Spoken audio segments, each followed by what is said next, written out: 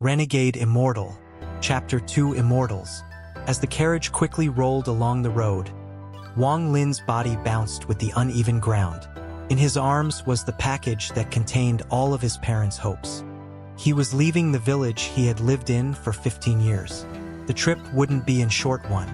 Wang Lin lied down and fell asleep in the carriage. Not knowing how much time had passed, he was gently nudged.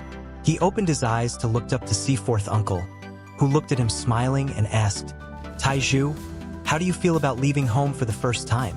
Wang Lin noticed that the carriage had stopped and smiled. "Not much to say, just a little anxious since I don't know if I will be selected by the Immortals or not." Fourth uncle let out a laugh and patted Taizhu's shoulder, saying, "Okay, don't overthink it. This is uncle's house. You go rest first. Then I'll take you to the family tomorrow morning." When he climbed off the carriage, Wang Lin was in front of a tile-roofed house. He then followed fourth uncle to a room. Wang Lin sat on the bed, unable to sleep.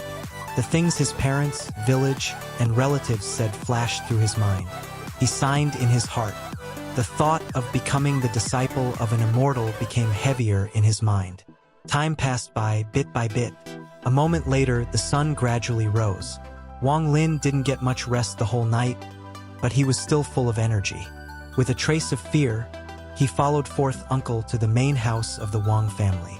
This was the first time Wang Lin had seen a house this big, leaving him in a daze. Fourth uncle said while walking, "Taizhu, you have to make your father proud. Don't let the relatives ridicule you." Wang Lin's mind became more tense. He bit his lips and nodded. Soon, fourth uncle brought him to the middle of the courtyard. Taizhu's father's eldest brother was standing there. When he saw Taizhu, he nodded and said, "Taizhu, when the immortal arrives, don't freak out. Just follow your older brother Wangzhua. Do everything he does." The old man's tone was very harsh on those last few words. Wang Lin stayed silent. He looked around and noticed that beside Wangzhua there was another youth. The youth's skin was a bit dark. His build was very large, and his eyes showed hint of intelligence. There was a bulge in his shirt, like he was hiding something. He looked at Taizhu and made a face, then ran over and said, "So your second uncle's son? My name is Wang Hao." Wang Lin chuckled and nodded. When the old man saw Wang Lin ignoring him, he became very annoyed and was about to scold him. Right at this moment, the clouds in the sky suddenly split open.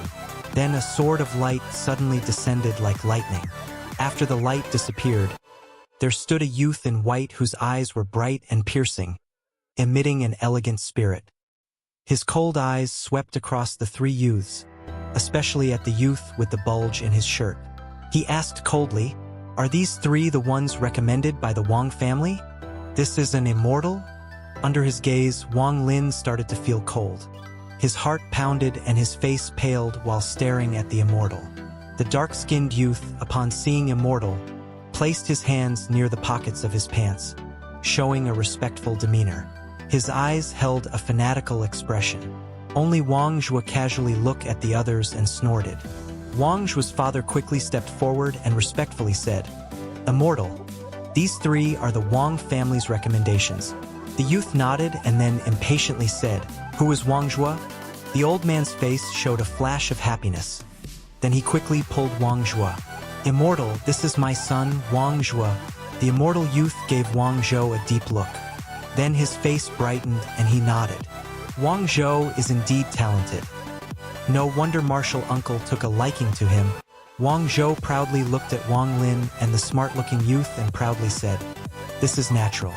In order to become an immortal, one must have a strong spirit." The youth made a frown, but it quickly disappeared.